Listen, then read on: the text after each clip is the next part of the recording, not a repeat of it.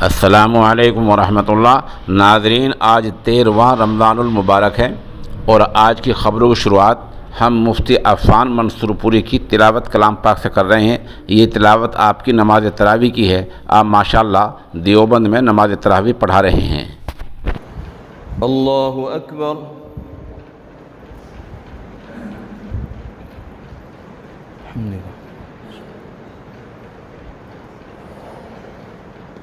अल्हम्दुलिल्लाहि रब्बिल आलमीन अर्रहमानिर रहीम मालिकि यौमिद्दीन इय्याक नअबुदु व इय्याक नस्तईन इहदिनस सिरातल मुस्तकीम सिरातल लज़ीना अनअमत अलैहिम गैरिल मग़दूबि अलैहिम वलद्दाल्लीन।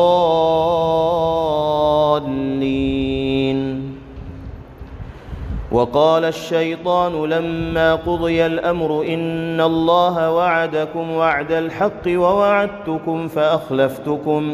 वमा कान ली अलैकुम मिन सुल्तानिन इल्ला अन दअवतुकुम फ़स्तजबतुम ली फ़ला तलूमूनी वलूमू अन्फुसकुम मा अना बिमुस्रिख़िकुम वमा अंतुम बिमुस्रिख़ी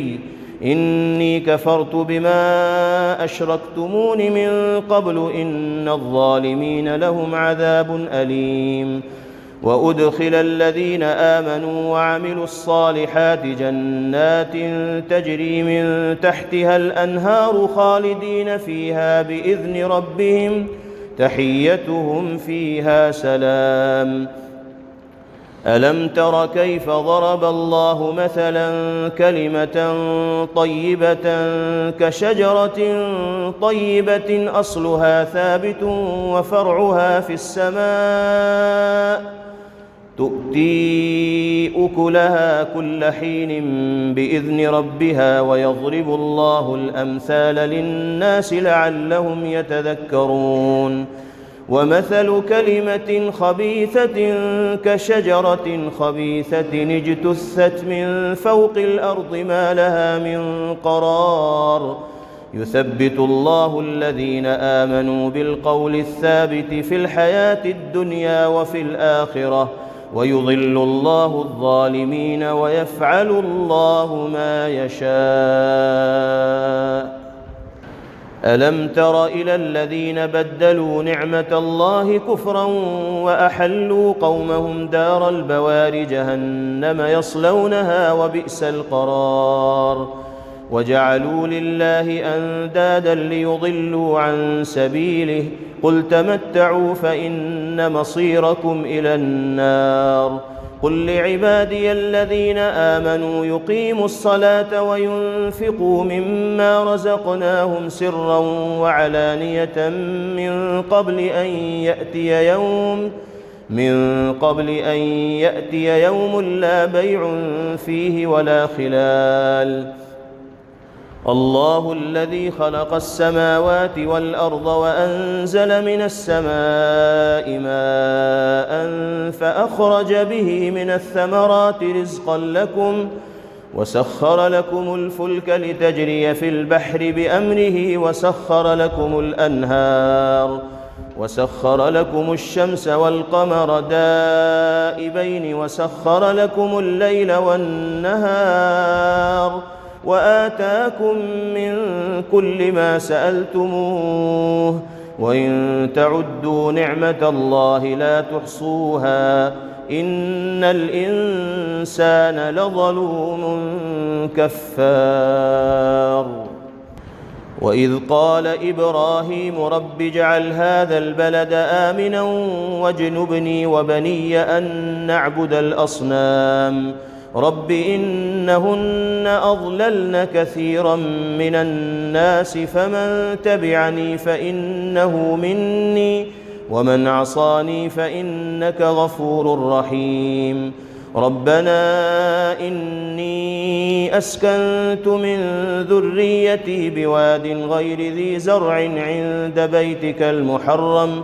ربنا ليقيموا الصلاة فاجعل أفئدة من الناس تهوي إليهم وارزقهم من الثمرات لعلهم يشكرون ربنا إنك تعلم ما نخفي وما نعلن وما يخفى على الله من شيء في الأرض ولا في السماء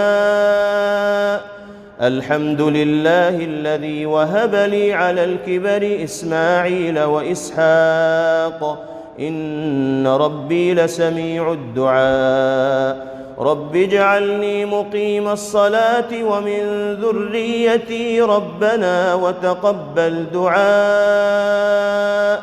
ربنا اغفر لي ولوالدي وللمؤمنين يوم يقوم الحساب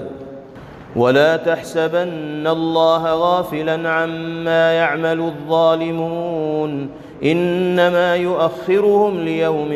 تشخص فيه الأبصار مهطعين مقنعي رؤوسهم لا يرتد إليهم طرفهم وأفئدتهم هواء وأنذر الناس يوم يأتيهم العذاب فيقول الذين ظلموا ربنا أخرنا إلى أجل قريب نجب دعوتك ونتبع الرسل أولم تكونوا أقسمتم من قبل ما لكم من زوال وسكنتم في مساكن الذين ظلموا أنفسهم وتبين لكم كيف فعلنا بهم وضربنا لكم الأمثال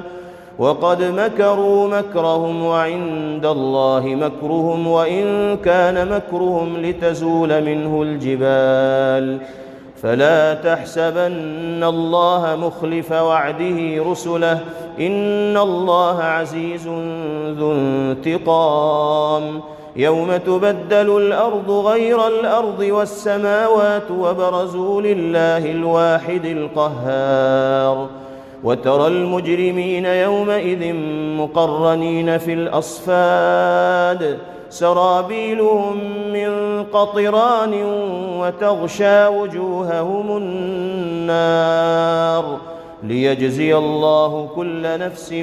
ما كسبت إن الله سريع الحساب هذا بلاغ للناس ولينذروا به وليعلموا أنما هو إله واحد وليذكر أولو الألباب.